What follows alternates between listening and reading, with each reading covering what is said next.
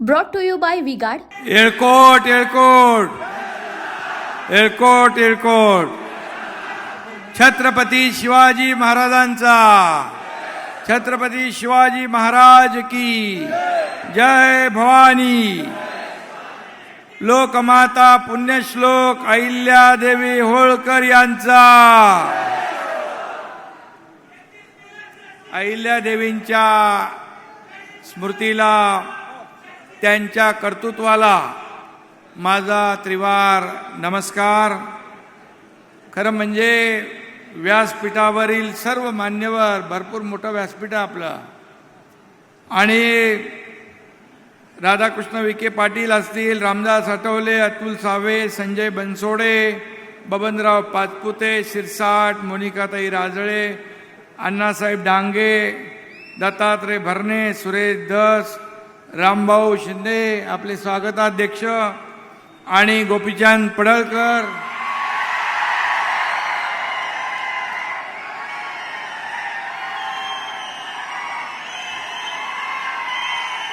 सुरेश धस. अरे भाई इकडे बसे, पण वरती सांभाळून बाबा, खाली पडा नका. बस झाडावर उभे आहे तिकडे. हे अहिल्या देवींच्या वरचं प्रेम आहे.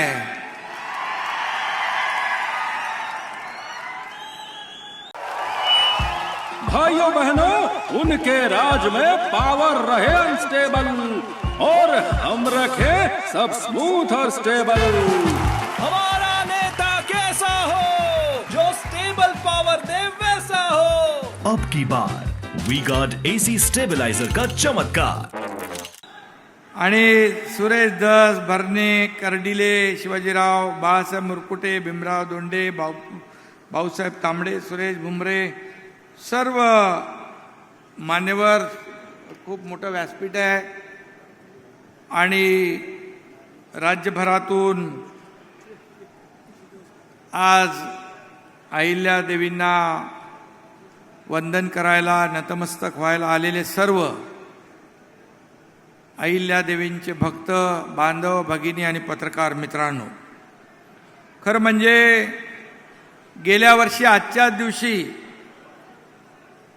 राज्याचा मुख्यमंत्री म्हणून मी इथं चोंडीमध्ये आलो होतो, आणि यावर्षी देखील योगायोग आहे, मला इथं येण्याची संधी मिळाली, त्याबद्दल मी स्वतःला भाग्यवान समजतो. आणि मी आल्यानंतर इथं घोषणा केली होती की अहमदनगरचं अहिल्यादेवी नगर करणार म्हणून, आणि जे बोलतो तेच करतो. आणि एकदा शब्द दिला आहे, वचनाला जागणारं सरकार आहे आपलं, शब्द पाळणारं सरकार आहे.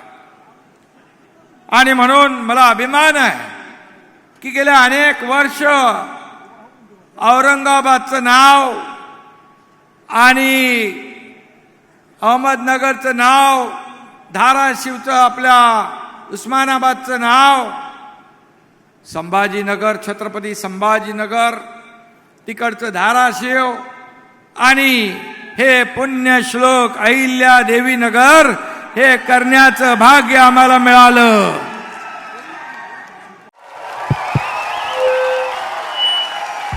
उनका बैकअप सिर्फ कल तक और हमारा चांद तक. हमारा नेता कैसा हो जो नॉन स्टॉप बैकअप दे वैसा हो. अब की बार वीगार्ड इन्वर्टर बैटरी का चमत्कार. आणि म्हणून यासाठी रामभाऊ आणि गोपीचंद भाऊ, आपल्याला सरकार पलटावं लागलं, पण सरकार पलटवून टाकलं आणि अहिल्यादेवी नगर आपण केलं. कारण हे सरकार सर्वसामान्यांचं सरकार आहे. सर्वसामान्यांना न्याय देणारं आहे. शेतकरी, कष्टकरी, कामगार, माता भगिनी, युवा, ज्येष्ठ, सगळ्यांनाच. आणि म्हणून याचं समाधान आहे आणि अभिमान देखील आहे. आज आपण, मी पाहिलं, मी मागे म्हणजे आता निवडणुकीच्या काळात या देशाचे प्रधानमंत्री मोदी साहेबांचा उमेदवारी अर्ज भरायला वाराणसीला गेलो होतो आणि घाटावर गेल्यानंतर पाहिलं की तिथं देखील पुण्यश्लोक अहिल्या देवींचा मोठा पुतळा पाहायला मिळाला. मी बाजूला उभा राहून नमस्कार करताना फोटो काढून घेतला आणि त्याचा तो घाट देखील अहिल्या देवींनी बांधला. आज त्याचं मोदी साहेबांनी आज त्याचा मोठा घाटाचा वाराणसी घाट त्याचा विकास केला. एक अभिमान वाटला की महाराष्ट्राच्या कन्येचं योगदान फक्त महाराष्ट्रात नाही तर संपूर्ण देशभरामध्ये पुण्यश्लोक अहिल्या देवीने आपलं कर्तृत्व गाजवलंय. हा आपल्या सगळ्यांचा अभिमान आहे. आणि म्हणून एवढे घाट बांधले, मंदिरं बांधली. आज अशा कर्तृत्ववान आपल्या पुण्यश्लोक अहिल्या देवींचं 299वी जयंती आहे. मगाशी आपण सांगितलं, तुम्ही बोललात 300वी जयंती अण्णासाहेब तुम्ही म्हणाले की त्रिशताब्दी वर्ष असं भव्य दिव्य होईल की सगळ्या संपूर्ण राज्यभरामध्ये जिल्ह्यामध्ये पुण्यश्लोक अहिल्या देवींची 300वी जयंती मोठ्या थाटामाटामध्ये साजरी होईल. खऱ्या अर्थाने किती मोठी जयंती केली तरी सुद्धा त्यांच्या कर्तृत्वासमोर खुजीच आहे. कारण त्यांचं कर्तृत्व एवढं महान होतं की आज आपण त्यांच्या ऋणातून उतराई होऊ शकत नाही. कारण आज आपण पाहतोय की त्यांच्याबद्दल काय म्हणायचं. समाजसेवेचा हिमालय म्हणजे अहिल्यादेवी, शौर्याची तळपती शमशेर म्हणजे अहिल्यादेवी, असामान्य कर्तृत्वाची लखलखती वीज म्हणजे अहिल्यादेवी, सत्याचा मंत्र आणि विकासाचा तंत्र म्हणजे अहिल्यादेवी. आज एका हातात शस्त्र आणि दुसऱ्या हातात शास्त्र घेऊन या ठिकाणी समाजाचा उद्धार करणाऱ्या अहिल्यादेवींची जयंती आहे. छत्रपती शिवाजी महाराज हे जगातले सर्वोत्तम राज्यकर्ते होते. शिवरायांना अभिप्रेत असलेले सुराज्य निर्माण करणाऱ्या अहिल्यादेवी या जगातल्या सर्वोत्तम महिला राज्यकर्त्या होत्या. हे देखील या ठिकाणी मी अभिमानाने सांगतो. आणि या चौंडीच्या या पवित्र भूमीमध्ये त्यांचा जन्म झाला. अण्णा डांगे साहेबांनी सांगितलं पूर्वीची परिस्थिती. आज या मातीचे आपल्यावर झालेले उपकार आपण कधीच फेडू शकत नाही. त्यामुळे या पवित्र या भूमीला देखील मी वंदन करतो, मी नमन करतो आणि आपल्या सगळ्यांना खूप खूप शुभेच्छा देतो. खरं म्हणजे लोककल्याणकारी राज्य, सुराज्य म्हणजे काय हे अहिल्यादेवींनी 29 वर्ष राज्यकारभार करून दाखवलं. राज्यकारभार, आदर्श राज्यकारभार कसा असतो हे अहिल्यादेवींनी जगाला दाखवलं.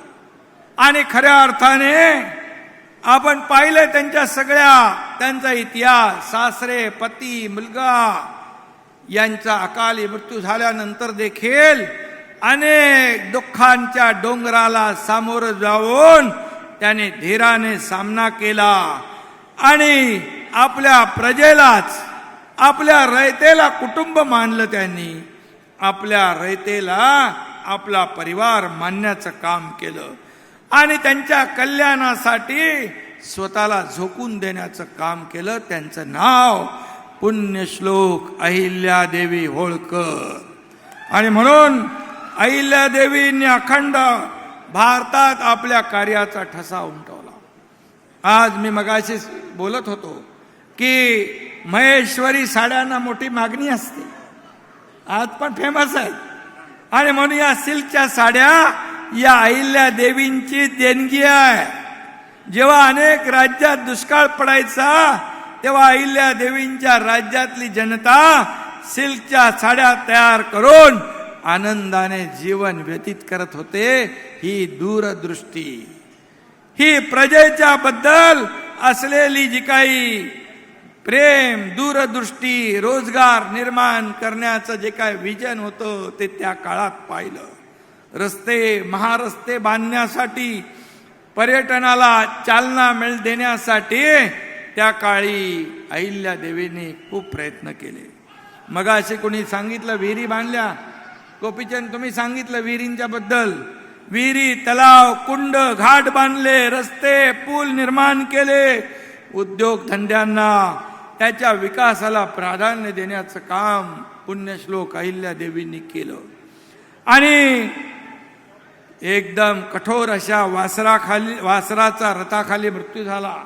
म्हणून निष्पक्ष आणि न्यायप्रिय राजमाता मुलालाही मृत्यूदंड द्यायला निघाल्या. अशी माता, असा राज्यकर्ता कधी पाहिला नाही आपण, कधी पाहिला नाही. आणि म्हणून अनेक त्यांच्या जीवनातल्या गोष्टी आहेत, अनेक प्रसंग आहेत. आणि म्हणून आपल्याला मी एवढंच सांगेन की त्यांनी सोमनाथ, बद्रीनाथ, काशी विश्वनाथ मंदिरांचा जीर्णोद्धार केला. राम मंदिराचा जीर्णोद्धार आता मोदी साहेबांनी केला, तो त्यावेळेस त्यांनी केला. आणि म्हणून विकासासोबत आपली विरासत ही देखील त्यांनी जपली. कारण आपली परंपरा, आपली संस्कृती जोपासण्याचं काम देखील त्यांनी केलं. परंपरांचा आंधळेपणा त्यांनी कधी स्वीकारला नाही. आणि म्हणून त्यांनी एकच धर्म पाळला, आणि तो म्हणजे मानवता धर्म. मनुष्य सेवा हीच ईश्वर सेवा समजली. अशा या थोर आज पुण्यश्लोक अहिल्या देवींची आज जयंती आहे. त्याने दिव्यांग, अनाथ, असहाय्य लोकांचं पुनर्वसन केलं. गोर गरिबांसाठी अन्न छत्र चालवली, धर्मशाळा बांधल्या. प्रजेवर जास्त कराचा बोजा न लादता राज्याचा कोश समृद्ध केला. आणि म्हणून पिकांचं नुकसान झाल्यास, जसं आपण आता देतो, पिकांचं नुकसान झालं की नुकसान भरपाई, सारा माफी देण्याचं काम अहिल्या देवींच्या काळात होतं. ते धोरण त्यांनी स्वीकारलं. एक ना अनेक कामं, विधायक कामं त्यांनी केली. आणि म्हणूनच संपूर्ण भारतात त्यांनी हे काम केलं. त्या खऱ्या अर्थाने लोकमाता आणि राष्ट्रमाता झाल्या. हा आपल्या सगळ्यांसाठी अभिमानाची बाब आहे. आणि म्हणून आपल्याला अहिल्या देवींचं तेजस्वी रूप आणि कर्तृत्वाचा ठसा जोपासायचा आहे. चिरंतन आपल्याला स्मरणात ठेवायचं आहे. त्यांचा आदर्श डोळ्यासमोर ठेवून आपण काम करायचं आहे. त्यामुळेच अहमदनगर जिल्ह्याचं नाव बदलून ते अहिल्या देवी नगर करण्याचा निर्णय देखील आपण त्याचमुळे घेतला. आणि म्हणून पुण्यश्लोक मगाशी मी म्हटल्या त्याप्रमाणे 300वी जी जयंती होईल ती भव्य दिव्य जगाला हेवा वाटावा अशीच होईल. त्याबद्दल काळजी करू नका. कारण अहिल्या देवींचा वारसा जपणार हे सरकार आहे. छत्रपती शिवाजी महाराजांचा आदर्श डोळ्यासमोर ठेवून काम करणार हे सरकार आहे. आणि म्हणून हे सरकार ओटात एक नाही, जे आहे ते मोकळ्या मनाने आपण सांगतो आणि मोकळ्या मनाने जे आहे ते स्वीकारतो. आणि म्हणून आज आपल्या सरकारने देखील मोठ्या प्रमाणावर तसं अहिल्यादेवी, छत्रपती शिवाजी महाराज शेतकऱ्यांच्या, बळीराजाच्या पाठी उभे राहायचे, तसंच आपलं सरकार देखील समर्थपणे शेतकऱ्यांच्या मागे उभे राहिलंय. तुम्हाला आठवण म्हणून मी सांगतो, आतापर्यंतच्या इतिहासामध्ये 1.5-2 वर्षाच्या इतिहासात शेतकऱ्यांना 16,000 कोटी नुकसान भरपाई देणारं हे तुमचं महायुतीचं सरकार आहे. एक 45,000 कोटींच्या योजना देणारं हे महायुतीचं सरकार आहे. 1 रुपयामध्ये पीक विमा देणारं सरकार हे तुमचं महायुतीचं सरकार आहे. महिलांना सक्षमीकरण करणारं सरकार, लेक लाडकी लखपती योजना देणारं आपलं सरकार, एसटी मध्ये 50% सवलत देणारं महिलांना हे आपलं सरकार आहे. शेतकरी, कष्टकरी, कामगार, मुलींना, ज्येष्ठ अशा समाजातील सगळ्या घटकांना सोबत घेऊन पुढे जाणार आहे आपलं सरकार. अहिल्या देवींच्या विचारावर आमची नितांत श्रद्धा आहे आणि या विचारांवरच, या आदर्शावर आपला सरकारचा कारभार सुरू आहे. आपलं नागपूरला अधिवेशन जेव्हा होतं, त्या अधिवेशनामध्ये काही निर्णय आपण घेतले. धनगर बांधवांसाठी त्यांच्या मेंढ्या, शेळ्या मेंढ्या वन क्षेत्रामध्ये चराईसाठी जात, त्यांना मनाई करत होते. आता करत नाहीत ना, आता करणार नाही मनाई. एकनाथ शिंदेचा शब्द आहे आणि मनाई केली, मला सांगा, आम्ही बरोबर करतो त्यांना. आणि त्या अधिकाऱ्यांना, वन अधिकाऱ्यांना मग आपण आहे बरोबर. आणि त्याचबरोबर आपल्या राज्य सरकारने केलेल्या योजना प्रभावीपणे राबवण्यासाठी एक टास्क फोर्सची आपण नेमणूक केलेली आहे. 10,000 कोटीची आवश्यकता आणि कुठेही पैसे कमी पडू देणार नाही, हा सरकारचा शब्द आहे. आणि जे आदिवासी समाजाला ज्या योजना मिळतात, त्या सगळ्या योजना आपल्या धनगर समाजाला मिळाल्या पाहिजे, हा देखील आपला निर्णय आहे. आणि म्हणून अनेक योजना आपण 25,000 घरकुलं मगाशी सावे साहेबांनी सांगितलं, आज आपल्या समाजासाठी बांधतोय. विविध योजनांसाठी 140 कोटी रुपये तरतूद केले. त्याचबरोबर विद्यार्थ्यांसाठी विविध ठिकाणी वसतिगृह आपण बांधतोय. मुलींच्या वसतिगृहांना पुण्यश्लोक अहिल्या देवी वसतिगृहाचं नाव आपण सावेदी देऊन टाका. आणि म्हणून यामध्ये स्टँडअप योजनेअंतर्गत धनगर समाजातील जे उद्योग करतील त्यांना देखील न्याय आपण देऊ. जसं अण्णासाहेब पाटील आर्थिक विकास महामंडळ आपण 15 लाख रुपये देतो आणि त्याचं व्याज सरकार भरतं, तशीच योजना आपल्या मुलांसाठी देखील आपण राबवू, हे देखील मी या ठिकाणी सांगू इच्छितो. आणि म्हणून मी आपल्याला एवढंच सांगेन की आपल्या समाजाला, जसं आदिवासी समाजाला 22 योजना आहेत, तशा योजना आपल्या समाजाला देखील आपण या ठिकाणी सरकारच्या माध्यमातून सुरू केल्याशिवाय राहणार नाही, हा देखील आपल्याला या ठिकाणी शब्द देतो. खरं म्हणजे, आणि मगाशी अण्णा डांगे साहेब म्हणाले, आता इथून पुढं अहिल्याबाई नाही, अहिल्या देवीच म्हटलं पाहिजे. तो जी.आर. सरकार काढेल, कुठंही अहिल्याबाई नाव येणार नाही. कारण ज्यांनी देवत्वा समान काम केलं, ज्यांना देवत्व प्राप्त झालंय, ज्यांनी एक राज्यकर्ता म्हणून आपल्या रयतेला सर्वोच्च स्थान दिलं, त्या पुण्यश्लोक अहिल्या देवींच्या नावासमोर अहिल्या देवीच लागलं पाहिजे.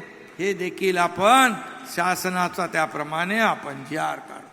आणि म्हणून मी आपल्याला एवढंच सांगतो की हे सरकार आपल्या आशीर्वादाचं सरकार, हे सर्वसामान्यांचं 1.5-2 वर्षाच्या सरकारमध्ये आपण पाहिलं किती निर्णय घेतले आपण. आज काही निर्णय जे आहेत काही कोर्टामध्ये असतील, त्याचे मी भाष्य इथं करत नाही, आचारसंहिता चालू असल्यामुळे. परंतु मी एवढंच सांगतो की आपल्या धनगर समाजाला नेहमी आपण आपल्या सरकारला आशीर्वाद दिलेले आहे. त्यामुळे सरकारचं कर्तव्य आहे की सरकार तुमच्या पाठीशी खंबीरपणे उभं राहील, हा शब्द या ठिकाणी मी आपल्याला देऊ इच्छितो. आणि म्हणून बाकी रामभाऊ काय, गोपीचंद काय, सगळं आपले काम चालूच असतं.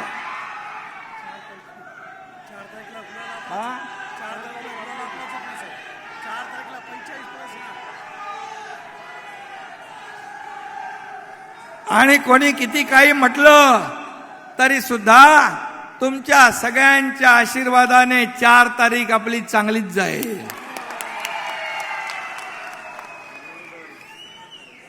आणि म्हणून मी आपल्याला सगळ्यांना एवढंच सांगतो, मला जीवनाचा इथं भाग्य लाभलं.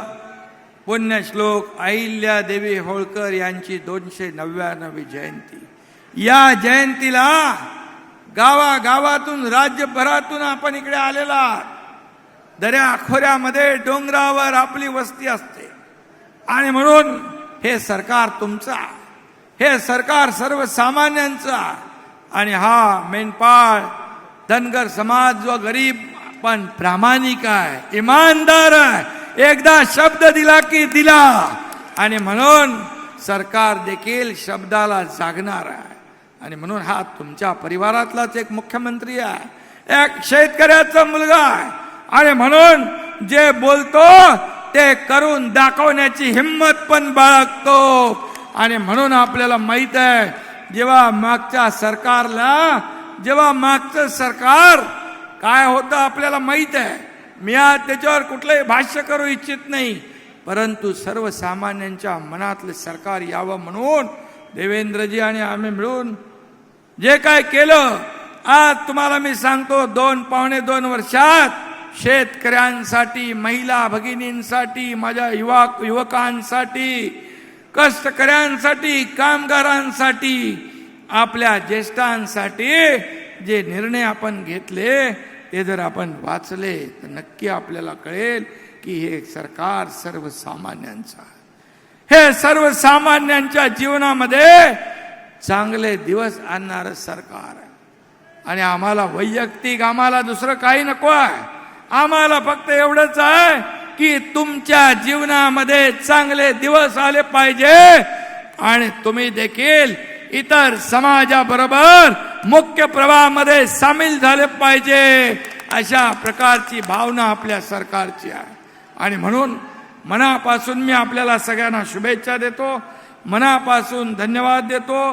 आणि आज इथं कोणाचा राम शिंदे तुमच्या लग्नाचा वाढदिवस आहे काय? तुमच्या लग्नाचा वाढदिवस आहे काय? आणि रामभाऊ शिंदे यांच्या लग्नाच्या वाढदिवसानिमित्त पण गोपीचंद आणि आमच्या सगळ्यांच्या वतीने त्यांना खूप खूप शुभेच्छा. धन्यवाद. जय हिंद, जय Maharashtra. Brought to you by V-Guard.